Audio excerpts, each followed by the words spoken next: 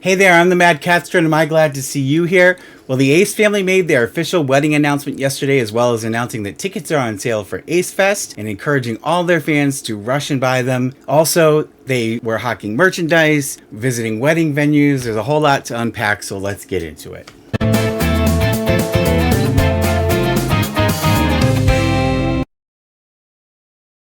So Sybil is here with me again to do this one. I think Sybil knows when I'm about to record because whenever I get set up and ready to go, she comes down from her resting place and gets up on the desk with me.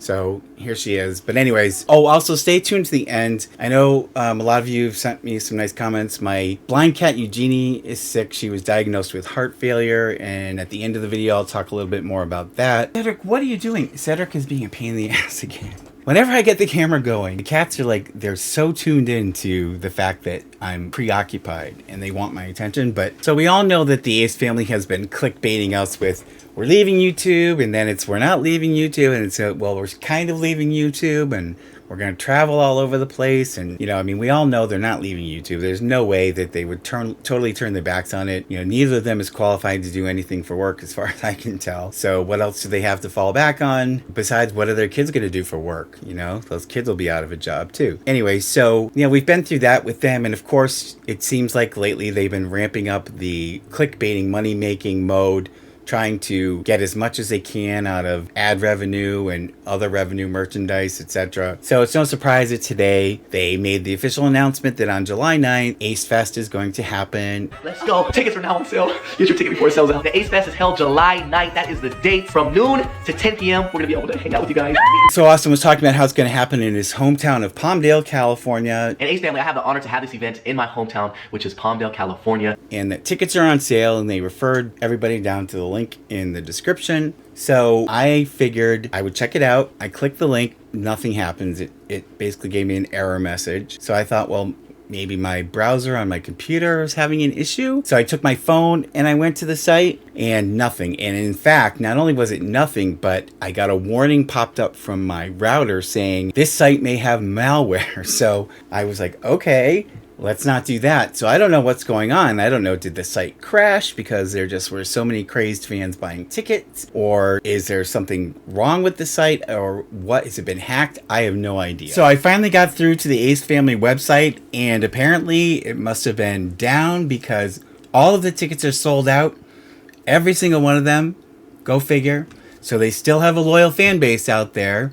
I'm disappointed I couldn't get a ticket.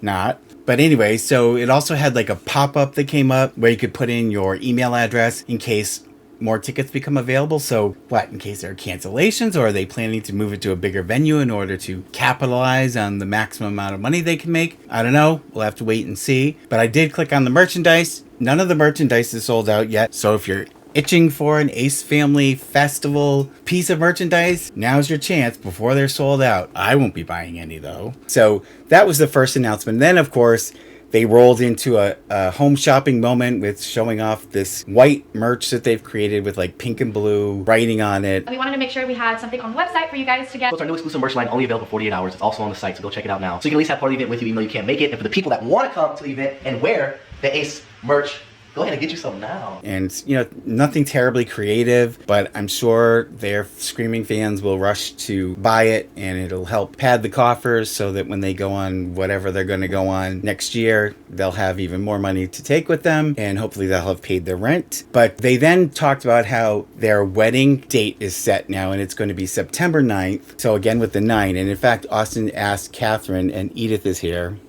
Austin asked Catherine, honey, that date has, you know, it's something special to you, personal. Do you want to talk about it? And she didn't want to talk about it. So our official wedding date is going to be September 9th, 2022. You want to tell them why you picked that? Or is it personal to you? It's personal. Yeah. So I'm guessing it's some kind of mystical numerology thing, and crystals probably gave her the date. I don't know. So then they basically took us on a tour of a couple of venues that they've been looking at for their wedding. So now we're going to take you guys with us because we have some places to visit. And to be honest with you, like, I think it was the first one, was actually really cute. It was really kind of romantic, I thought. And I thought, oh, well, you know, if they're going to do this and they're going to do it in a public way, you know, at least this is a very pretty place to do it. So check it out, guys. We're here at the wedding office. This place just makes me happy. Oh, this is nice.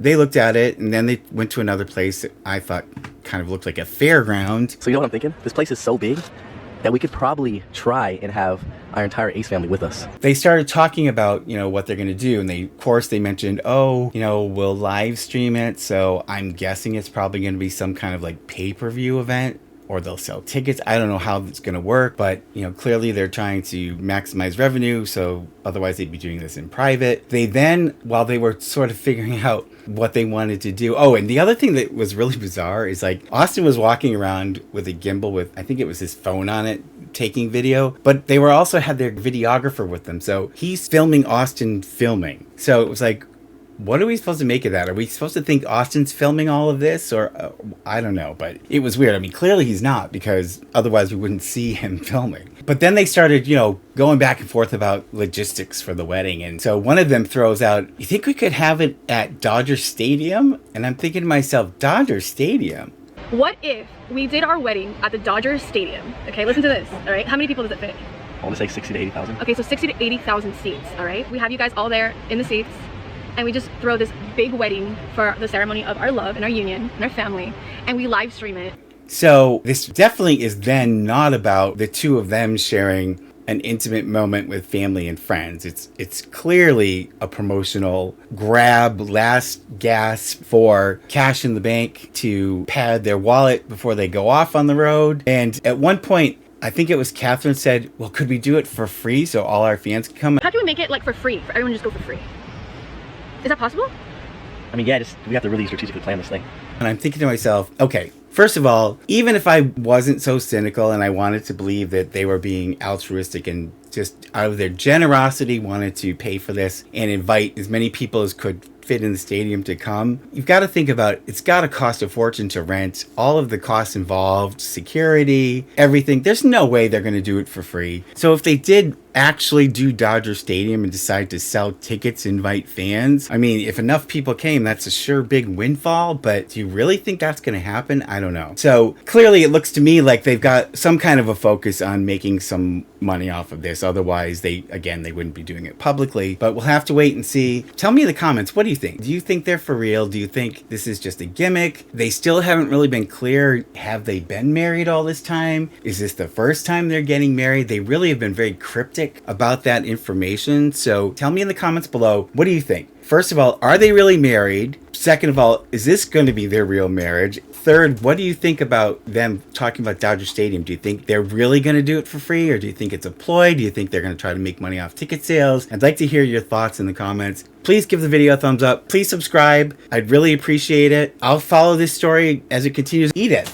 I'm telling you, it's like being a parent. Seriously. Stay tuned at the end. I'll tell those of you who are interested what's going on with Eugenie, my blind cat. But I really appreciate you joining me. I saw this video of theirs come up and I just had to say something about it because frankly I wanted to puke. But anyways, that's my thought. Tell me your thought. I will see you in the next one, and stay tuned for the talk about Eugenie. Thanks. So those of you who stuck around, thanks a lot. I'm going to tell you a little bit about Eugenie. I can't have her in front of the camera because she gets really upset because she's blind. She obviously doesn't like change of scenery, so to speak, because she gets disoriented, so I can't bring her down here. She's doing pretty good today, but anyway, so I had posted on my page that Eugenie has been diagnosed with heart failure. Technical term is hypertrophic cardiomyopathy, and basically it's a thickening of the wall of like the left ventricle, and it makes it more difficult for the heart to pump blood. And I mean, it's ultimately fatal. Unfortunately, there's no, they can't operate or do anything like that. So the best that you can hope for is to medicate it and try to control it for as long as you can. And then what the medication basically does is sort of slows the pumping of the heart so that it's more efficient or something like that. She's also suffering, unfortunately, from something that is a side effect of this inability of the heart to pump properly, and it's called pleural effusion. And what that is, it's fluid that accumulates in the sac around the lungs. It's not fluid in the lungs. And actually, if those of you remember, I talked about my cat Louis passing away last June. He was actually suffering from the same thing. And I wish I knew then what I know now in learning more about this disease, because I would have pushed my vet harder. So here's the story, okay? So Eugenie had an emergency moment the other night where she had respiratory distress, and it was bad because she basically lost control of her limbs. And I was in bed, and she sleeps in an igloo outside my bedroom because she likes to be in the hallway. I think it's because A, the other cats don't bother her there, and B, because it's, close to the bathroom and there's litter box and food and stuff for her. I heard all of a sudden after midnight, I hear this cry that just I'd not heard before. And I knew it was her, and I could tell that she was really in trouble and scared. And I ran out, and she was laying on the floor. She had fallen out of her bed. She had lost control of her limbs. She couldn't stand. She peed herself, and she was breathing out of her mouth and desperately trying to get a breath. And of course, it's like after midnight, and I'm sorry, it's like, ugh, I was so freaking scared.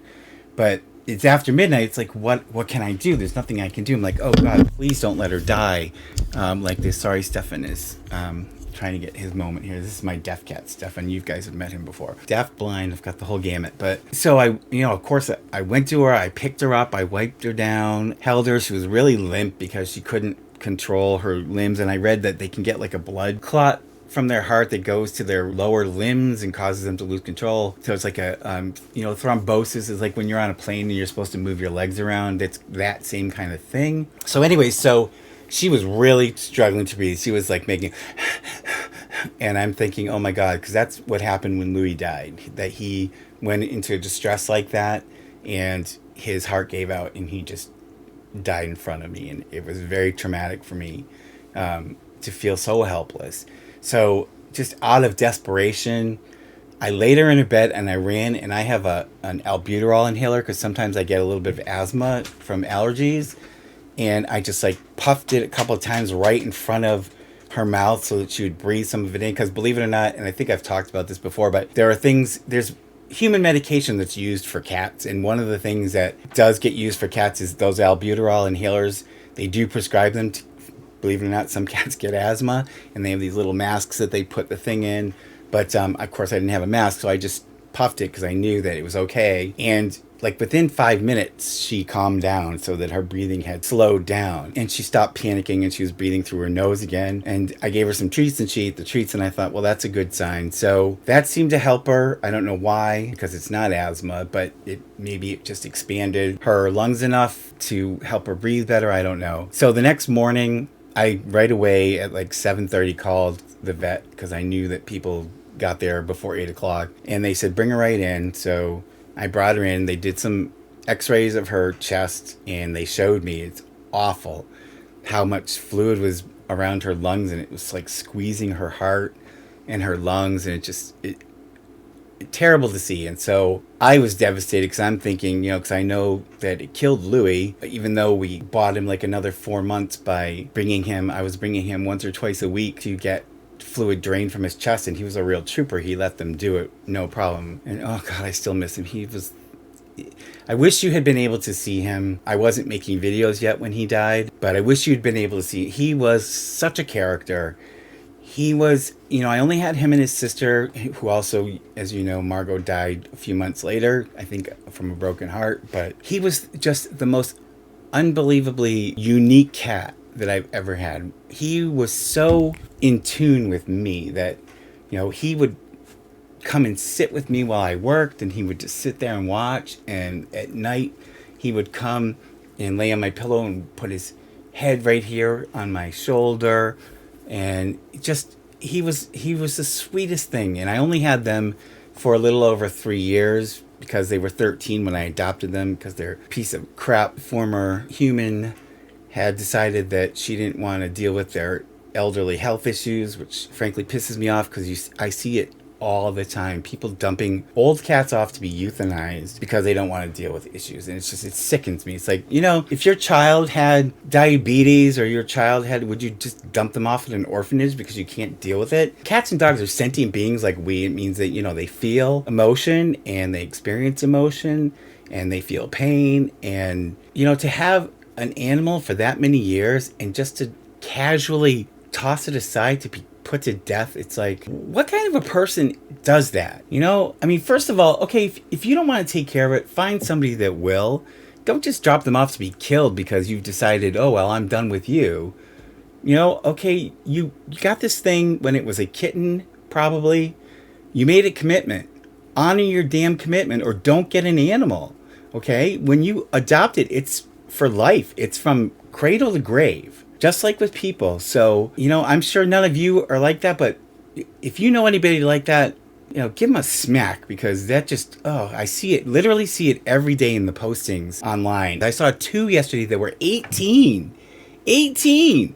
And there's not really any major health issues. So it's like, how do you have 2 18-year-old cats who probably aren't going to live that much longer anyways? And so you've decided, I'm going to decide when they die. Who made you God? Anyway, but anyways, I'm sorry, I digress. I get really incensed. Back to Eugenie. So, you know, when Louis had this thing, I followed my vet's advice. You know, I do trust my vet, but so he kept getting these, they call them chest taps once or twice a week until he died. So I really didn't want to go through that with Eugenie, and I just was so frustrated that here I am now in less than 12 months with my 4th cat on death's door, wreaking havoc on my mental health and my emotional well-being.